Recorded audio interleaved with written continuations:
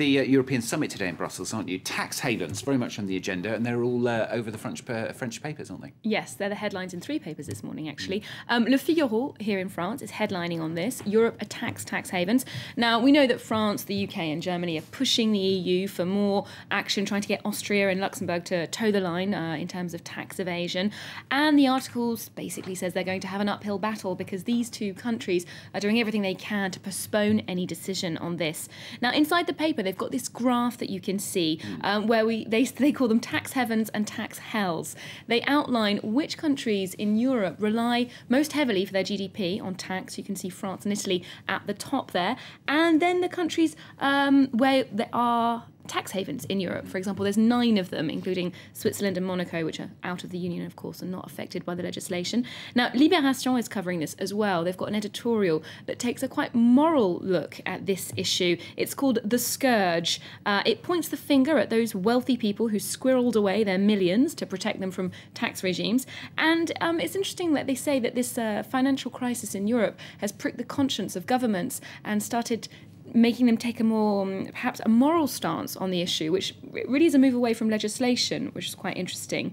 Now, but the article does say at the bottom, you know, even though this is a massive global phenomenon, it's going to be very difficult to tackle. It's absolutely necessary to do it, and to do it now, because tax participation is the cornerstone of any democracy. Okay, a lot of comments there from journalists, but do any of them actually kind of come up with any idea about how on earth they're going to try and track down these millions? Well, no, not in Libération or the Figaro. They haven't got any ideas. But the web paper Rue 89 has actually got an interesting article about this issue. They are talking about measures to incite people to pay their tax, let's say. They draw a parallel with the US, where they managed to identify 27,000 tax exiles by introducing a sort of tax amnesty. Now, in 2009, they had this regularization program in which if you came clean about your tax or taxes in your company, people near to you, you could just pay the tax and the interest and a fine and avoid going to jail, which is quite a good deal. So they're suggesting we could perhaps do something similar in Europe. Okay, now I know a lot of the French newspapers are also covering this suicide that took place yesterday, right inside Notre-Dame, in front of the altar, wasn't it there? Yes, it's on the front page of our local paper here, Le Parisien. They have an article inside the paper talking about Dominique Venner, this 78-year-old man who shot himself at the altar, like you say, of the world-famous cathedral.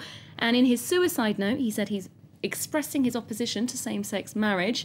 Now, if you just think about the circumstances, this happened in a cathedral that receives 1,500 visitors every day, and it happened in the afternoon in front of everyone. So it was a very, very, very dramatic protest, and they actually call it an apocalyptic event in the article.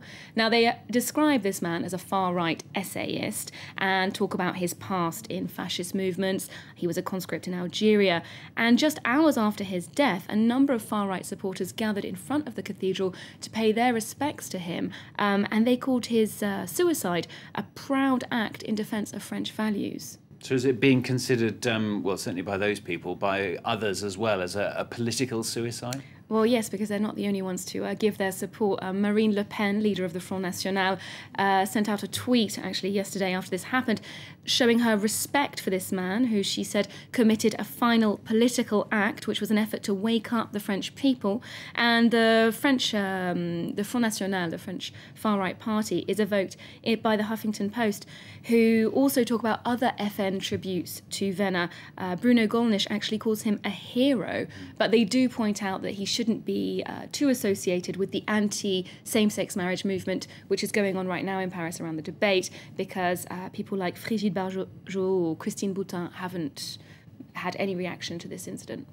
Now, finally, latest reports are saying that the Algerian President Abdelaziz Bouteflika is doing much better. There's been plenty of speculation in the press about his health, though, hasn't there? Yes, well, no one seems to know where he is or how he's doing. Now, if we start off with a little cartoon from Libération, we've got some medics here searching high and low for Bouteflika, and of course he's in the one place that you don't look, that's the bin.